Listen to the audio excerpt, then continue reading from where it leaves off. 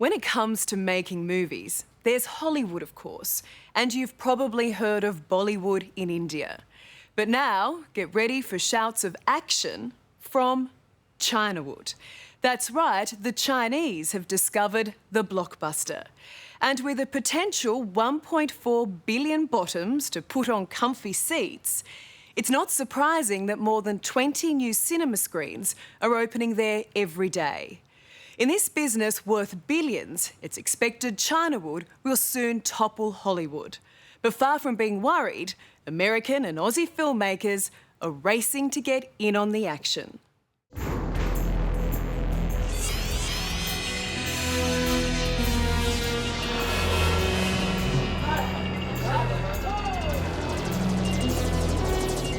Tucked away in the hills of eastern China rises the formidable Forbidden City. Such a grand structure, but look closely. It's merely a replica. Built from bricks and mortar as a film set for the country's booming movie business.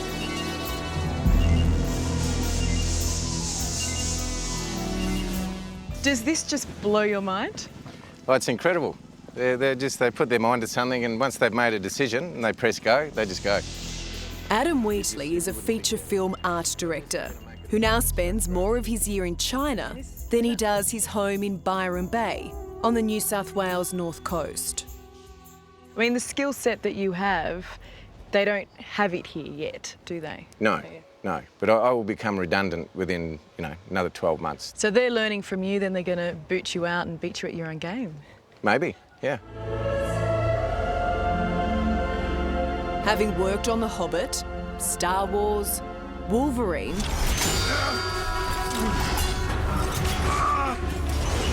and designed much of the set for Mad Max Fury Road, Adam's latest film, The Great Wall, starring Matt Damon, is a $180 million co-production between Hollywood and China. For him, this place, Hengdian World Studios, which at 7,000 hectares is the largest film lot on the planet, is paradise.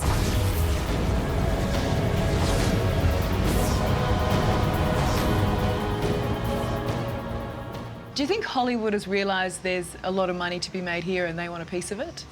Yes, I do. And why is that? Why is there so much money to be made? Well, they've got the population. They can get bums on seats, in the cinemas, and it's just purely good old-fashioned economics.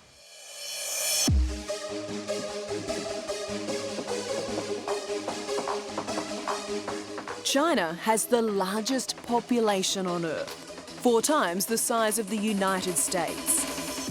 And while the economy is slowing, the country's thirst for cinema is insatiable, taking a staggering $6.8 billion at the box office last year, second only to the US. I think his world had vanished long before he ever entered it. With 22 new movie screens opening here every day, it's a boom that's really only kicked off in the past 5 years.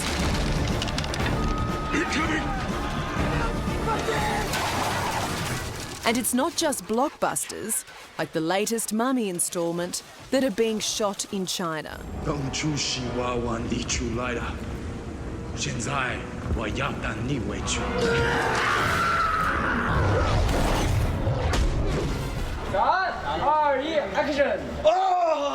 The local industry, once restricted to communist propaganda films, is also thriving, producing 600 movies every year, many of them at Hengdian World Studios. It's not until you're on the ground here that you realise just how impressive this setup is. Today there are 52 films in production. This one is a war movie about the Red Army. There are guns, explosions. It seems no expense is spared when it comes to this new exciting industry.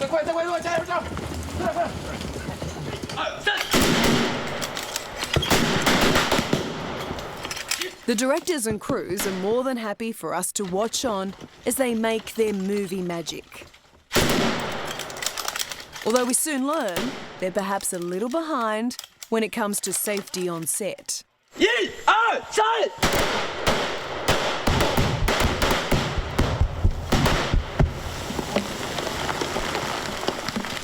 好，看 OK， 牛逼过了，来快拍正经，快，机器上去拍。 Is it true that this was all once farmland? 20年前，这里是一片。 It was a mountain 20 years ago. Very few people live here in the past. Zheng Yulin manages Hengdian Studios. A capitalist at heart, he quickly worked out that opening the film lot to tourists would be a nice little money earner. 16 million people pour through the gates every year, hoping to get a glimpse of a famous movie star. Zheng Yulin has no doubt where things are headed. Do you think one day China will overtake America as the #1 movie makers in the world? 我们很有信心，因为中国人。 Yeah, I'm very confident because Chinese people are smart and very creative. 不是在增大，而是 We have confidence in overtaking Hollywood one day. 超越它。 Let's go home. And Hollywood now knows if it wants a film to be a global success and really make money, it must appeal to a Chinese audience. That's why this 13-minute scene depicting a Chinese man as the villain was cut from the local version of the third Men in Black film. You arrest me, that's a hate crime. It would be if you were Chinese. Okay, come on, I got larvae to feed. Do they want to watch foreign films? If you have a component in a film that they can relate to, like if it's in Shanghai for Transformers, or if it has a Chinese actor, and something that they can personally relate to, they love it and they'll embrace it. So that's a massive drawcard here to have a Chinese actor in a Hollywood film. Yes, because they've got an intense national pride. So if they can see one of their own, then they'll support it.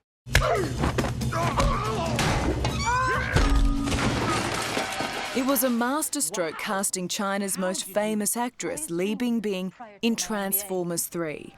I love you. Get to the roof.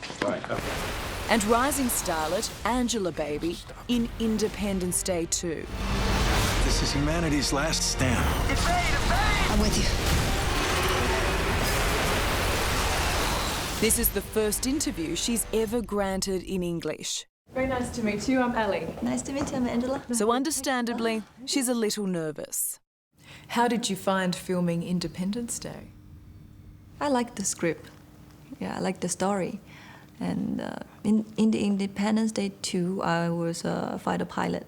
And I saved the world. Yeah, that's my dream. Oh, I can save the world. A former model, Angela Baby made her name and fortune online. She now has 60 million social media followers. Her $30 million wedding to a famous Chinese actor was streamed live on the net. Multi-talented, the 27-year-old is now a favourite on the red carpet. Do you think it's a very exciting time here in the film industry in China? Yes, it's exciting that Hollywood interested in Chinese movie industry, and it giving a lot of opportunities to actor and actors, some very interesting roles. I think that things are exciting over here, whereas in Hollywood, it's been very much the same way for quite some time, I feel like. David Olsen is Hollywood royalty. Drop bat ladder. His family owns the Batman franchise. Tell me where the trigger is. Then you have my permission to die. But today, David's focus is firmly facing east, not west. And to do that, he's cultivating strong relationships with Chinese film companies. We're just not Americans beating our chest and, you know, breaking down the door and saying this is the way it has to be. I mean, you have a very firm, established place in Hollywood.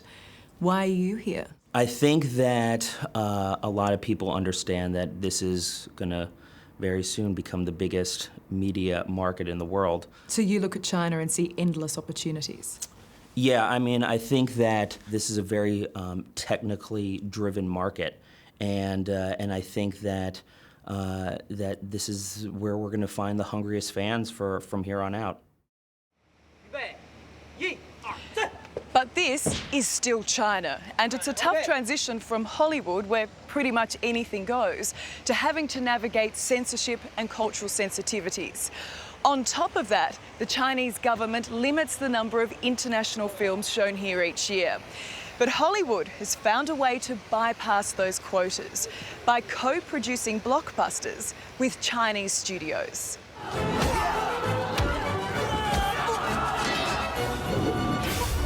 The difficulty with co-productions is that often these movies are too Chinese for foreigners and too foreign for Chinese. It's a difficult balance to achieve.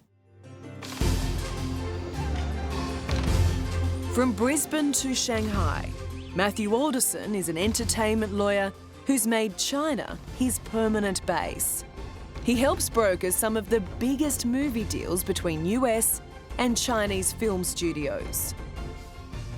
I don't think that what's happening here has ever happened anywhere else in the world at the same scale. And you're right in the middle of it. That's right, for better or for worse. He says the greatest co-production success was the latest Kung Fu Panda film.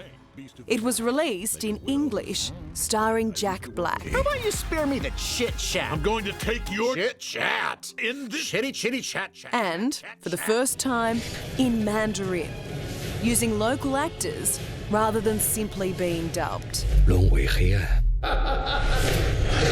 哦天哪！